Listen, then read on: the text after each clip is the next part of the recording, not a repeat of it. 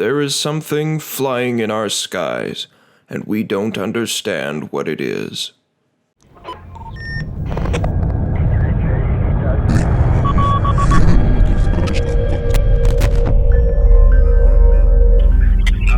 You're still going there.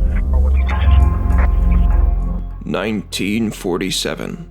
In 1947, in response to a surge of UFO reports, the U.S. Air Force formed a top-secret group called Project Sign. According to Air Force Captain Edward J. Ruppelt, this group concluded that UFOs were likely extraterrestrial. 1948. The project was shuttered in 1948, and evidence for Ruppelt's claim no longer exists. Then, green fireballs are spotted all over New Mexico, concentrated around nuclear test sites. In 1949, Project Sign's final report is published, stating that while some UFOs appeared to represent actual aircraft, there was, quote, not enough data to determine their origin. Then, Project Grudge replaces Project Sign. Project Grudge was different from Project Sign in that it was not led by the same people and its goals were different.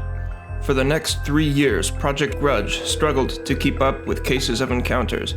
They did their best to whitewash and disprove every case they could, but were only able to officially debunk 77%. That leaves 23% unaccounted for and unexplained. 1952. This was when the now infamous Project Blue Book began. Here is where the real censorship starts. That same year, UFO sightings over Washington, D.C. flooded in. In response, the federal government formed the Robertson Panel 1 year later. Comprised of academics and scientists, the Robertson Panel concluded in its classified report that UFOs, quote, posed no risk to national security, and proposed that the National Security Council actively debunk UFO reports to ensure UFOs become the subject of ridicule. It also recommended that intelligence agencies like the CIA monitor UFO investigators and groups for what they called subversive activity. This changed the way conspiracy theories were seen and recognized nationwide.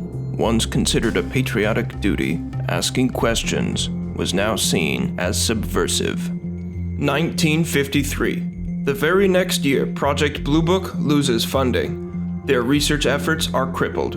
Ruppelt, who is thought to have been impartial, was removed and replaced. Project Blue Book soon came to resemble its predecessor, Project Grudge. From then on, Project Blue Book was a mess of tumultuous employee turnover and cover-ups.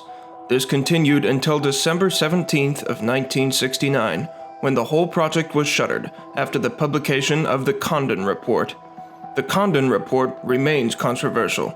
It was the concluding report of the Condon Panel, a government-funded UFO project led by Professor Edward U. Condon, a famous physicist at the time. The panel was based out of the University of Colorado. This report, with a 2-year duration and $500,000 in funding, was actually very short and low budget for a government project as important as this was. When its negative findings were published, those in power in both academia and the government were eager to accept it and discount and ridicule any future reports. Despite the best efforts of the project's leadership, 3,000 to 5,000 of the possibly 15,000 cases remain unsolved and unexplained to this very day. Even after all the data we've managed to collect, I feel like we've only just scratched the surface. Project Blue Book is a deep rabbit hole.